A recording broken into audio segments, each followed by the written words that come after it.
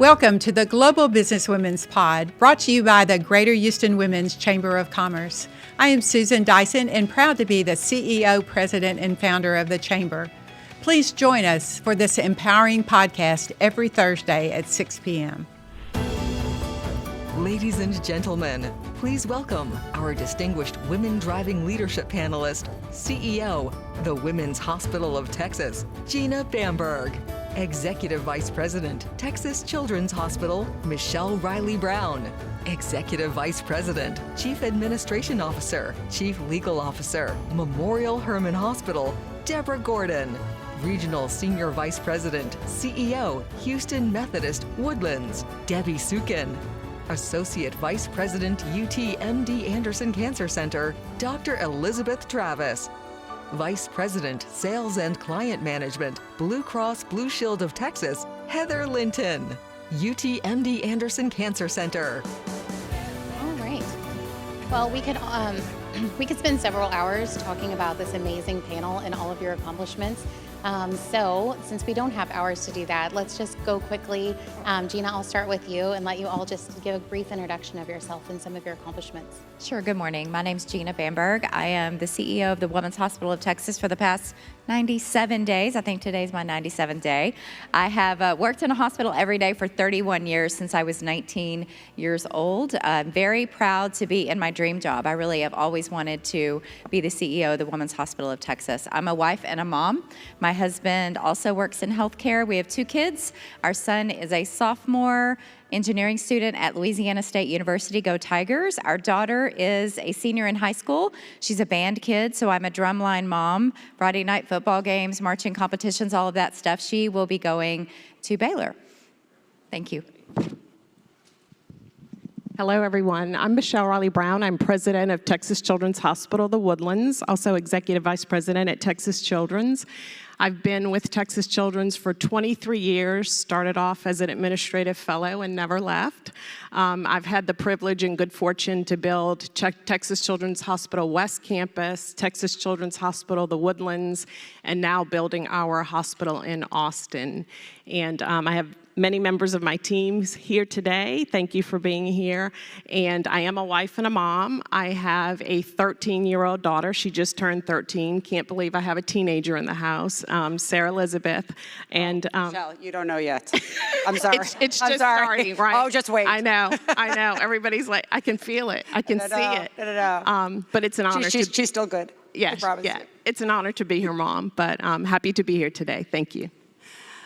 Hi, I'm Deborah Gordon. I'm the Chief Administrative Officer and the Chief Legal Officer at Memorial Hermann. I have been with the system since 2014. I moved here from Chicago, Illinois. Yes, thank you. Yay, Chicago. So I have a husband and I have 2 teenage boys who are 17. I remember when they were 13 and they were still sweet then. Now they don't talk to me anymore. So what I've done over the past couple of years is as they progressed from 13, I've replaced them with dogs. So I have 3 rescue dogs. So when they turned 15 and they were full teenagers, I got 1 dog.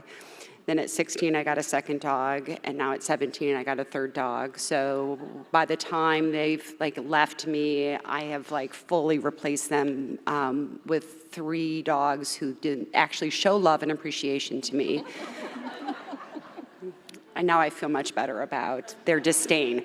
I've loved every minute of being at Memorial Hermann. It is, as obviously as this panel will talk about, it's been a great challenge and privilege to work in healthcare for my career. Every day is something that is interesting and heartbreaking and rewarding, and it's every day you can sort of feel that impact. It is not for the weak of heart.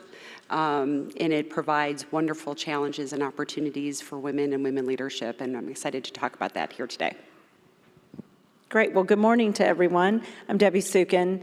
I serve as the Regional Senior Vice President for Houston Methodist, where I oversee 4 of our hospitals, and I'm building a 5th hospital out in Cypress. I also serve as the CEO here for our Woodlands campus. I've had the great privilege over my last 30 years in healthcare of actually building 4 hospitals, all here in the Houston community and primarily here in the Woodlands. I'm really proud of the opportunity, as I like to say, to changing healthcare in our community and really having an impact from a citywide perspective. I too am a mom.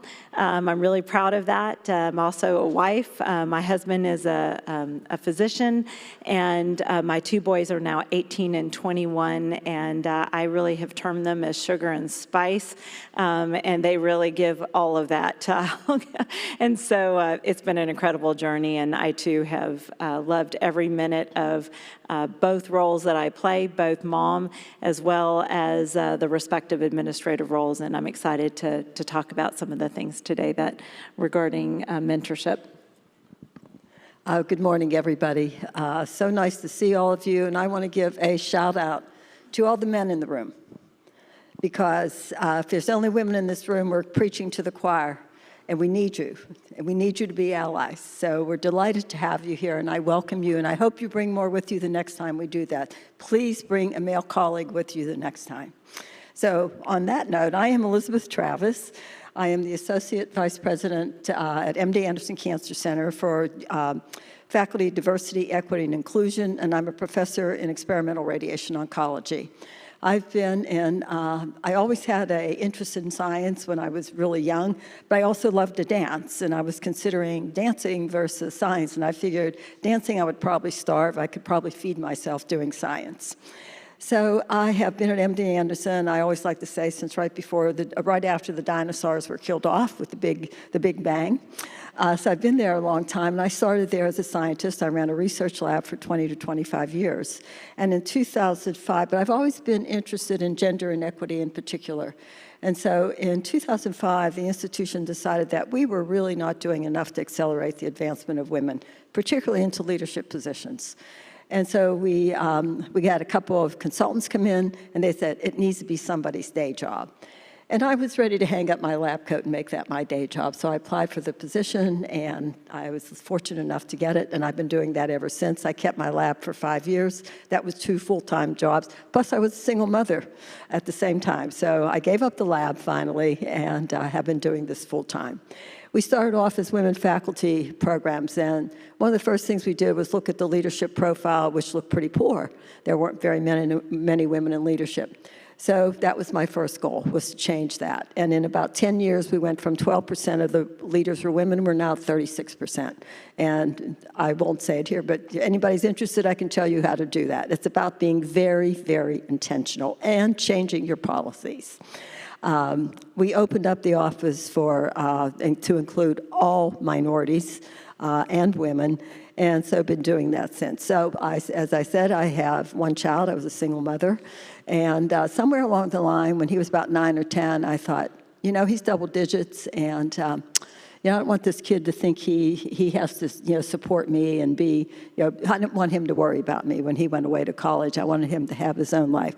So I decided to start dating because I didn't have time for that for all those years before. And met somebody who was really not a natural fit for me, I might add, but somehow we've been together for 25 years without the benefit of marriage. He had 4 children. I had 1. I'm thinking, and they were triplets. They were triplets. I think about it and I think, what was I thinking? But as I said, 25 years later, from his children, we have my stepchildren, we have 3 grandsons. My son and his family who live here in Texas, I'm the grandmother of 3, a 4-year-old, a 2-year-old, and a 3-week-old. So they are making me a very happy grandmother. So again, it's a pleasure to be here, and I look forward to talking with you about something that's really important to women and the advancement of women. Thank you, Liz. I'm Heather Linton. I'm the Vice President of Sales and Account Management in Houston for our Southeast Texas region. I'm a wife. I'm celebrating my 10th year of marriage next week, and I'm a mom to an 8 and a 9-year-old, and also something I'm really proud of. So thank you all for being here today. I think it's a really exciting conversation that we're going to have, especially focused around leading women in the healthcare industry. So Liz, I'm going to go back to you for a second.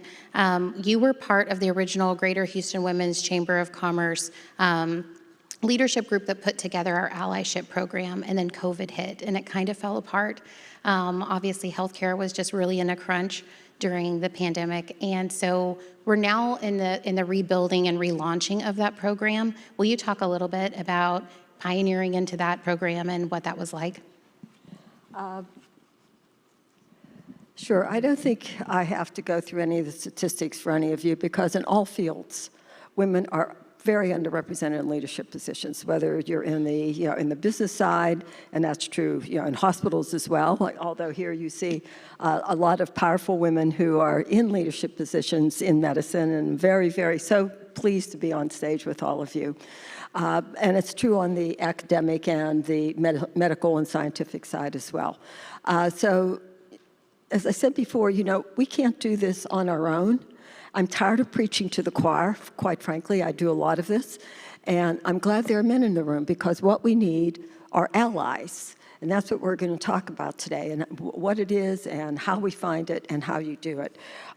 So as has been said, we had COVID hit and things slowed down, but we're ready to build this program today. So what I want to tell you, I actually took some notes last night, very late, and I just got in from a meeting, actually. And I want to just tell you, if you don't know what allyship is and what an ally is, I'd really like to talk to you about that first. So an ally is someone who actively promotes and advocates a culture of inclusion and diversity and excellence through commitment, through positive and conscious efforts. So the one important thing to know about this work, you have to be intentional. Allies are intentional. It's an individual who actively chooses to be an upstander, not a bystander. An ally is not a bystander. An ally is a very active position, an active role in contributing to people in marginalized groups. So how do you do allyship? What really does that look like? So allyship is a lot of different things that you can do to be an ally. And the one we're going to talk about today is sponsorship. Absolutely. Thank you. So with that in mind, Jeanna, I'm going to start with you. Would you share what a sponsee might ask a sponsor and what they should be prepared to share and talk about with a sponsor? Sure. So, but first I'll go back to something that Liz touched on. One of the most profound books I read that I've read it more than once. I've learned a lot from that, and it seems like the more I grow in my career, the more I can use the book. It's called Better Allies. And I was going to bring it today, and I can't remember the author, but you can find it. And I would highly encourage you to check that out.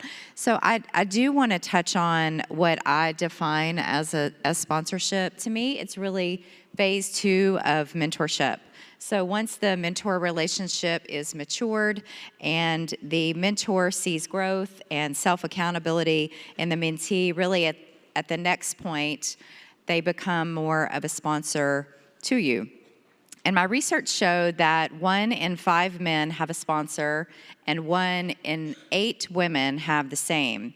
So I also read something that I thought was very interesting. It said sponsors put their name next to your performance, they support you publicly, and they use their reputation to support yours. So that's a gift, right? To have someone like that in your life. So the question is really, what do you ask them and what do you be prepared to share with them?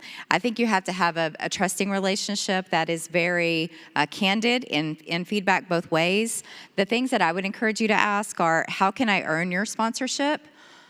What do I need to keep doing that I'm doing well? And more importantly, what do I need to stop doing that is hindering me from moving forward? Also, a question that I think is quite important is to ask, what is the organization's vision for me? What are the plans for me?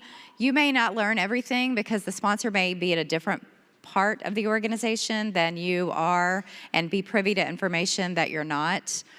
What should you share with your sponsor? To me, it's everything. About yourself professionally, the opportunities that you're looking for, the things that you feel like you've mastered, the things that you want to learn from them particularly would be my answer. Thank you. Love that. Debbie, how about you? Deborah or Debbie? Which one? Debbie. Okay, just want to make sure. You know, I love this question. We are often asked about, you know, who will be a mentor, what is a good mentor, what should I ask, and that, you know, in terms of finding that right connection. And from my perspective, as we talk about allyship, we talk about sponsorship, I think that you have to first and foremost, before you expect someone to give to you, you have to have a vision for yourself.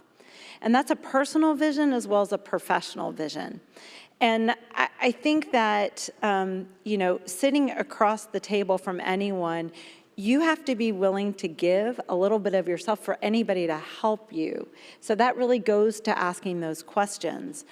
The other thing I would say is that mentorship or sponsorship doesn't always come from, many people think obviously it's either a boss or even a colleague within your organization. And in fact, what I have found in my last 20 years is that my best mentors or sponsors happen to either be those that are board members that can teach me a different way of thinking towards achieving a goal because of industries that they have served in, or finding other individuals who perhaps I admire as to how they have balanced what is important to me, both professionally and personally.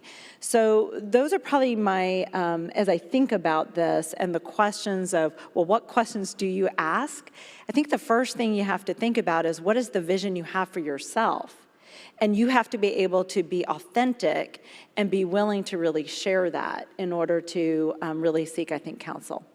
That's great advice. Michelle, how about you?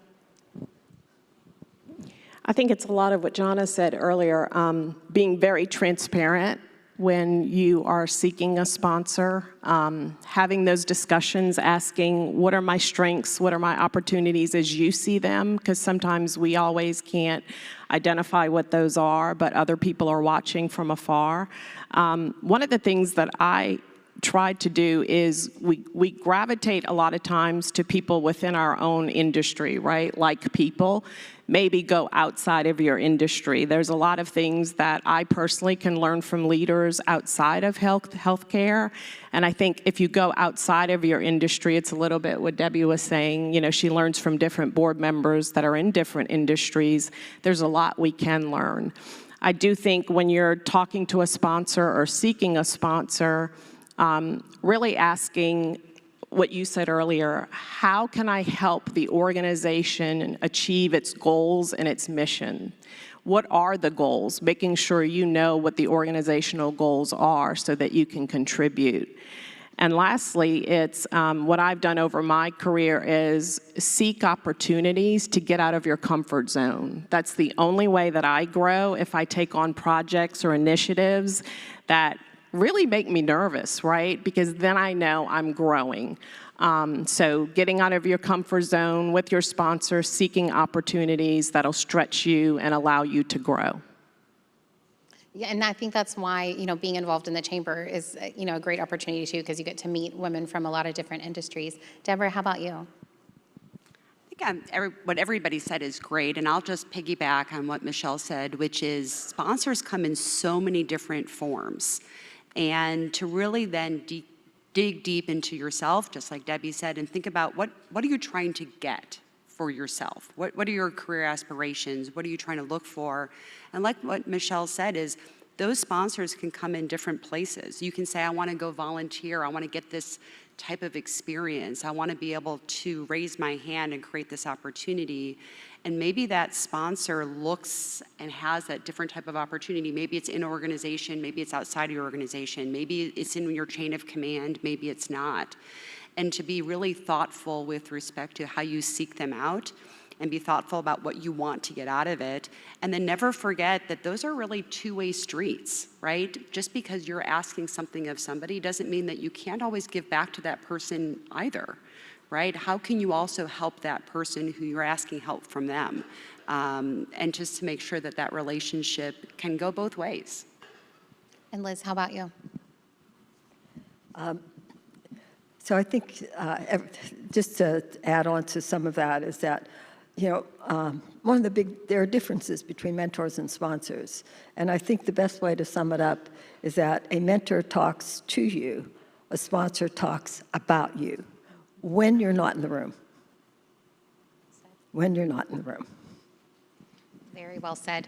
All right, I'm going to stick with you for a second, Liz, and then I'm going to have each of you share how a sponsor has helped you in your career, and if you could just share an opportunity or an example of that.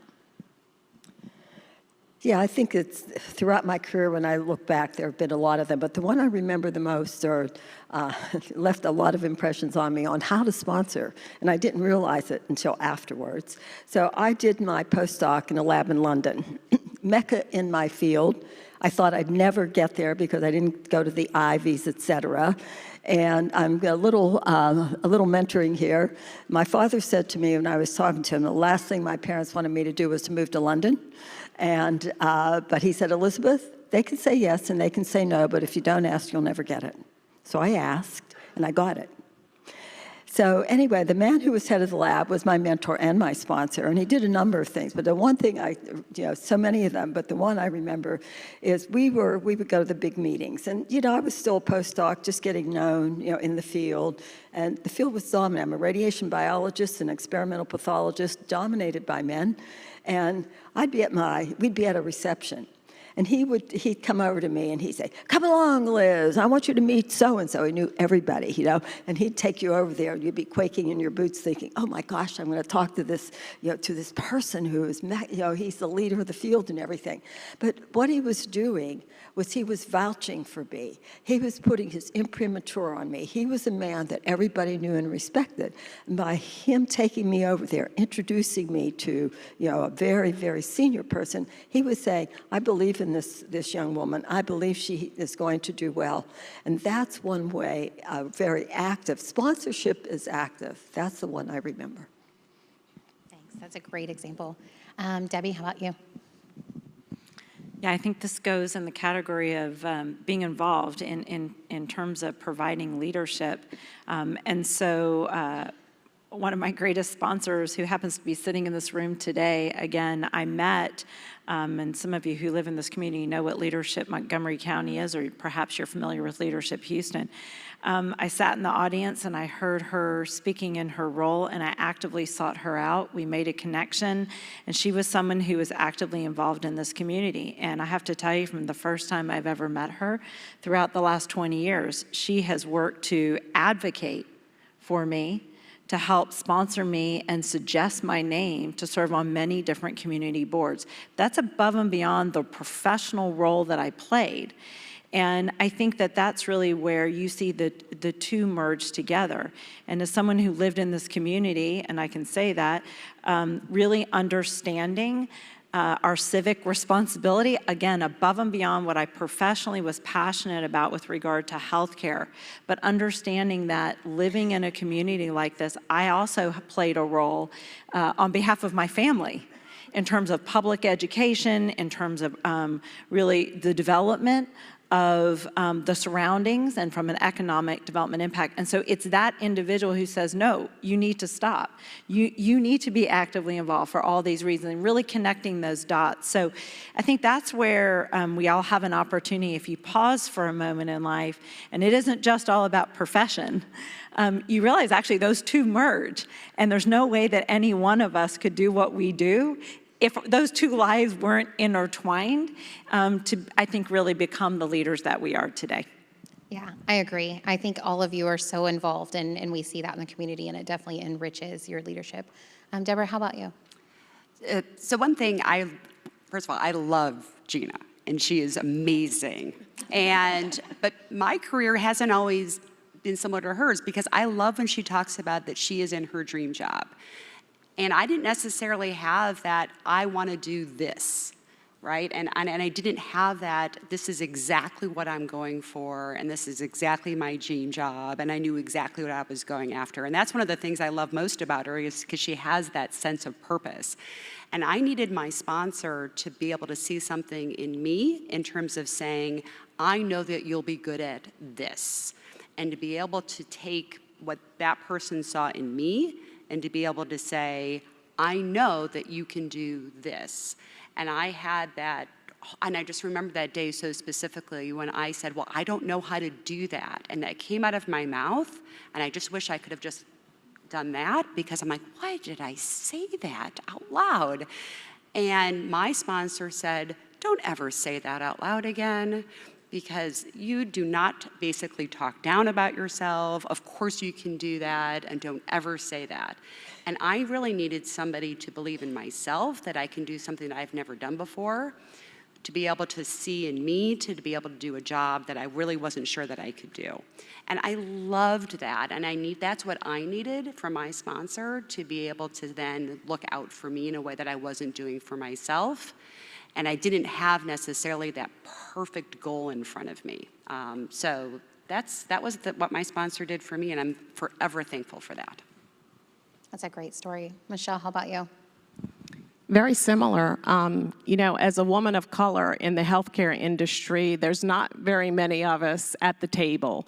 And early in my career, I had sponsors that told me, you know, when you decide that you deserve that seat at the table and that you're just as competent as anyone else in the room, that confidence is going to reflect, and then people will know that you're in the room and you have a voice. And I had to find my voice. You know, a lot of times, like I said, I'm the only person of color and sometimes the only woman in the room.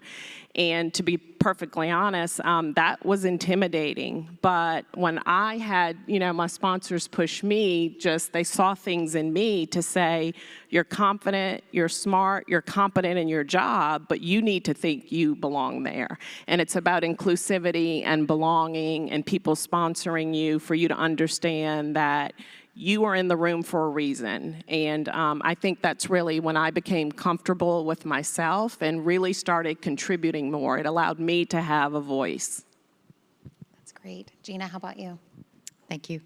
So Deborah and I have a mutual sponsor, and we didn't even know each other, and he told us, you really need to know Deborah Gordon. You really need to know her. And we connected on LinkedIn, had no idea who each other were, and we kind of connected there and fell in love with each other, and then finally we get to serve. This is kind of a big deal. Yeah, I'm excited to serve on the panel with you. But so that's one example, because Deborah and I are, even though technically you might think that we would be competitors in the healthcare industry, there's plenty of ways that all of us can collaborate to improve the healthcare for our community. But another example of what a sponsor did for me was in a professional organization.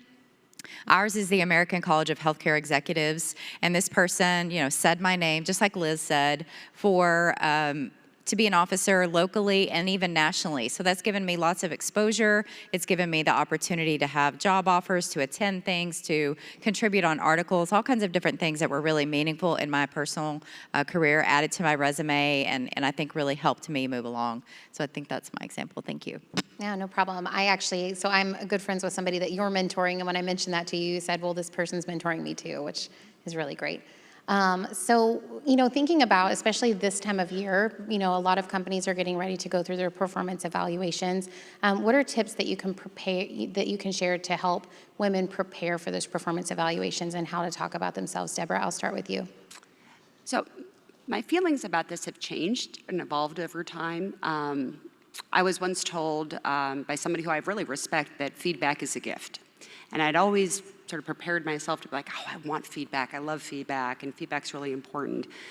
But over the past couple of years, I think I've evolved a little bit, and I've seen some really good articles come out, and there was one that came out actually in the Harvard Business Review, that for women in particular, that feedback maybe isn't the best thing, and just seeking feedback, especially feedback that's backwards looking, can sometimes be very harmful. And for women in particular, especially getting feedback can be very vague.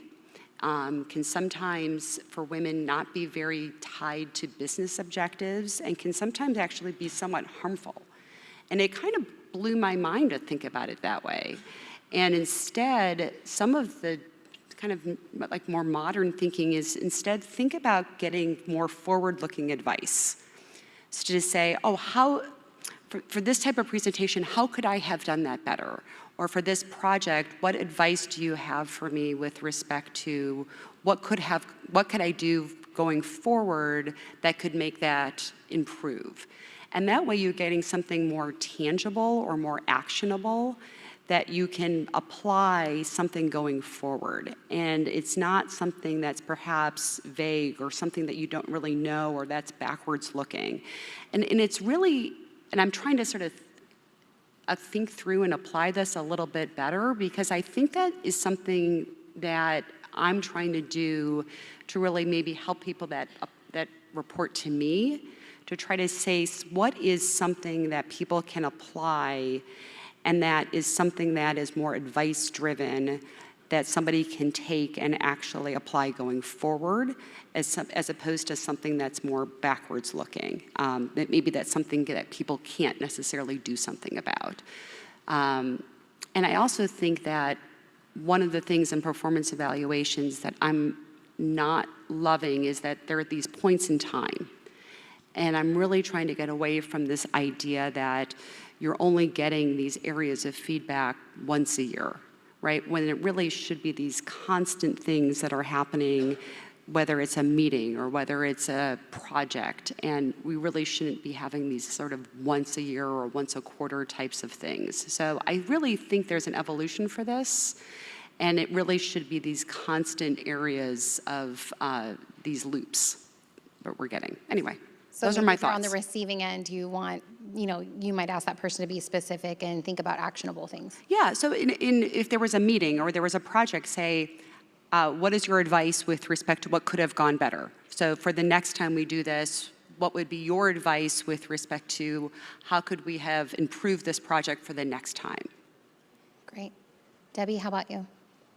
Well, I'm so glad that you made the comments that you did, that it should be more of a continuous, because what I would say is I don't think that performance evaluations once a year is the only time you should be seeking guidance on or input as to how we could do things better. And I certainly subscribe, and anyone who's worked with me, and I know I've got a whole table over there that's going to laugh, we're going to say it like it is, and we're going to live in the moment.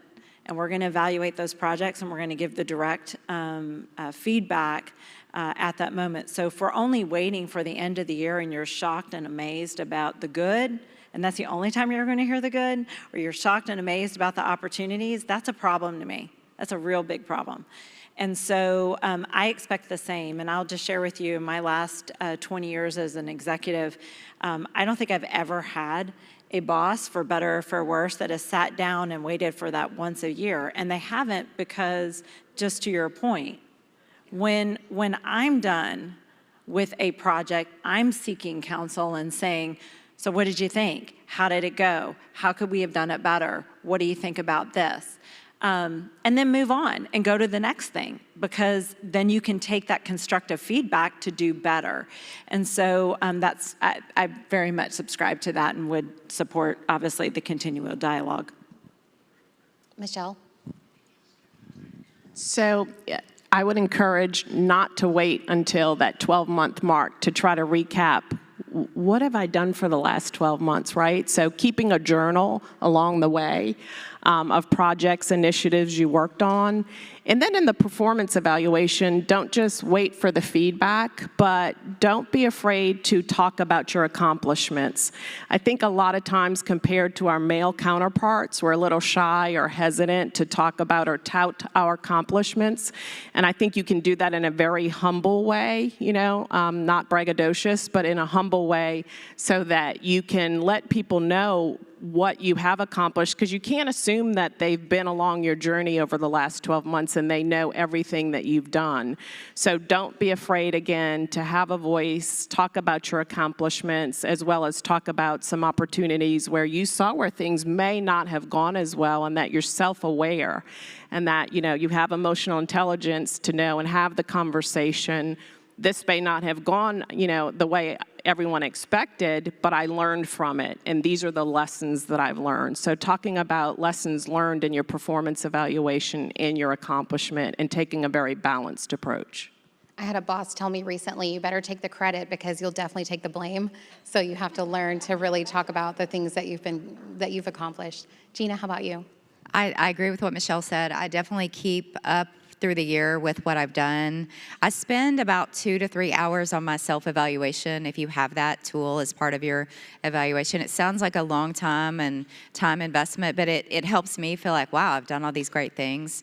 Also, it helps just building your resume, building your interview stories. You know, you're going to be asked, tell me about a time when this or that. This is all you have to do is pull out your old self-evaluations. I ask for feedback, not only to who I report to, who I work with directly, and then who also reports to me.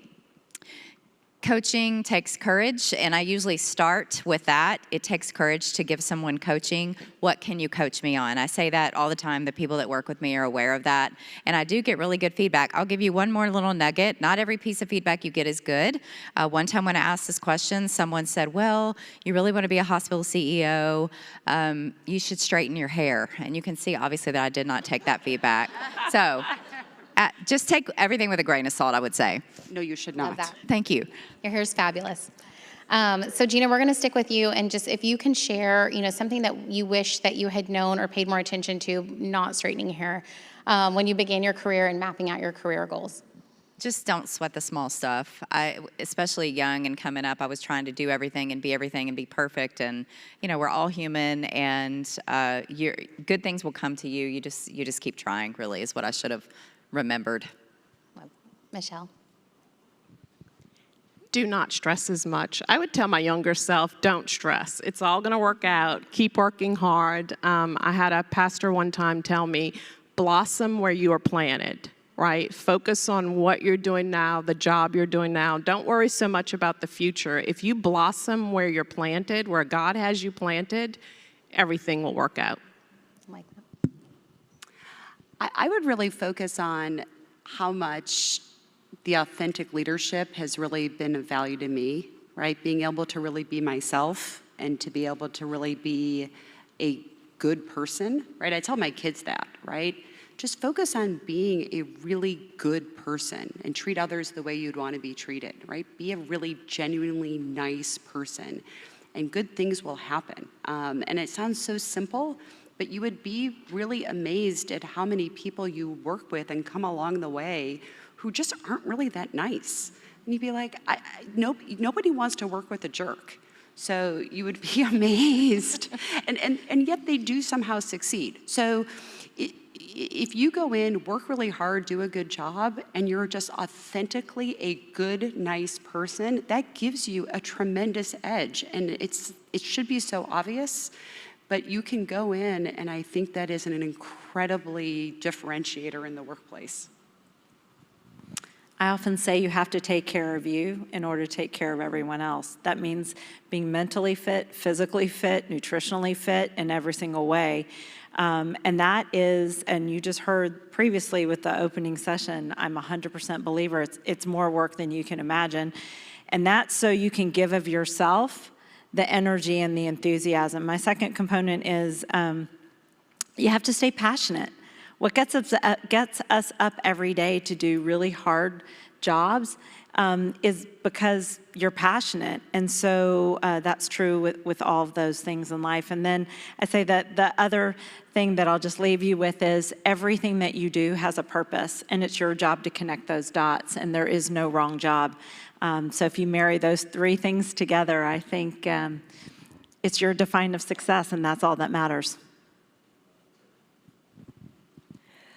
So what I would say is cut yourself some slack. because we're all going to make mistakes. There are things that are not going to happen that you want to happen. I've had, papers not reviewed, grants that don't get funded. And so, that's just life. But, pick yourself up. It's not the end of the world. And, look at, okay, if it's a grant, for example, something, you get a bad report, you look at it and you say, okay, how do I fix this? Throw it in the drawer and say ugly things about who you think, said this about you or wrote this about you.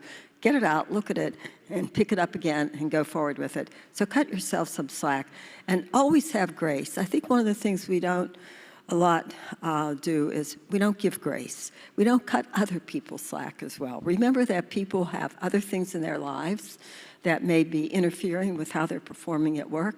Cut them some grace. So I just want to thank you all for holding together our community during the pandemic, and we're going to wrap up here. But Dr. Travis wants to share a little bit about why we started the Allyship program and why it's so important. Yeah, so sponsorship is only one strategy in the allyship process. There are many different things you can do. But the chamber started this and then COVID hit. But this chamber has picked this up again. And the statistics, that I briefly told you about holds true across industries. We hope the initiative here will inspire everyone to develop an allyship program in your organization. We're creating at the chamber a measurement template that we are happy to share with you and anyone who wants to participate. So let's make Houston the leader in this initiative. So thank you all very much. Thank you so much for joining us. We will see you again next Thursday at 6 p.m.